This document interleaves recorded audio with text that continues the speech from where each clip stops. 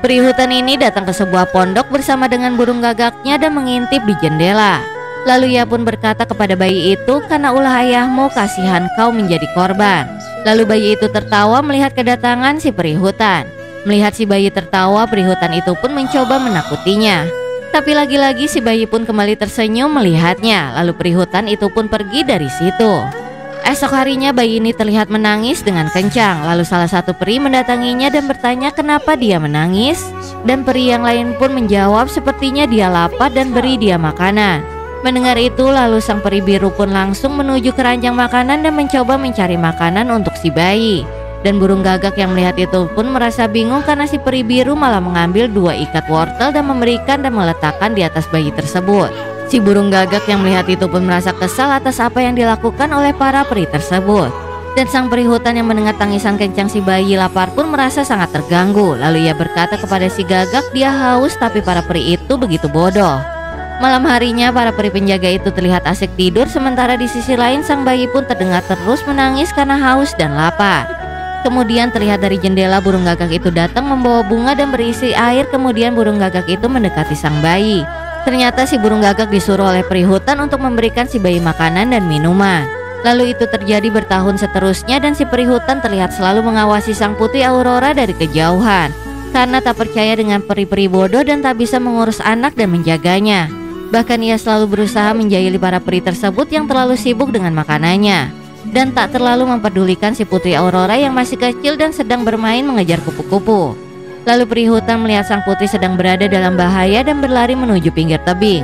Dan berkata anak itu akan jatuh dari tebing dan para peri bodoh itu sibuk berebut makanan.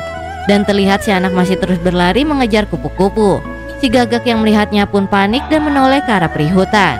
Tapi putri Aurora terus mendekati sisi tebing dan tak mengerti akan bahaya di depannya. Dan ia pun terjatuh dari tebing itu dan si peri hutan pun melihatnya. Tapi kemudian sebuah akar pohon menahannya dan menyelamatkannya, lalu membawa sang putri Aurora itu kembali lagi ke atas. Ternyata si peri hutan menyelamatkannya dan si gagak melihat sang peri hutan itu dengan kagum.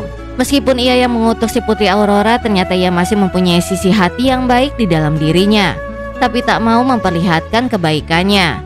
Tahun demi tahun pun berlalu, sang putri pun tumbuh dengan cantik dan selalu bermain dengan burung gagak yang memang ditugaskan untuk menjaga sang putri sampai akhirnya ia menjadi besar dan berusia 15 tahun.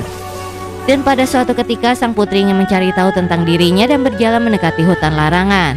Lalu melihat pohon-pohon besar yang digunakan si peri hutan untuk menghalangi para prajurit kerajaan yang akan masuk.